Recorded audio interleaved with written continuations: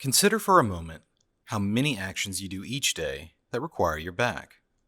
From sitting to lifting to standing, our back is engaged in nearly every area of our life.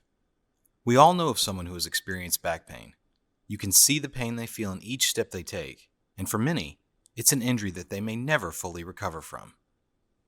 The worst are the back injuries which then forces someone to use a walker or even a wheelchair because of an incident. How often does your back hurt? Every day? Every time you lift an object? Did you know the smallest changes in how we walk, lift, and move each day affect your back and your overall health?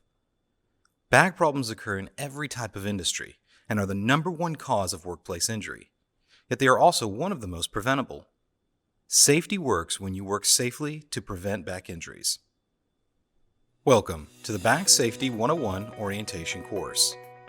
The learning objectives of this safety training are for you to discover and learn how your back works, causes of back pain, safe lifting and sitting, prevention and relief,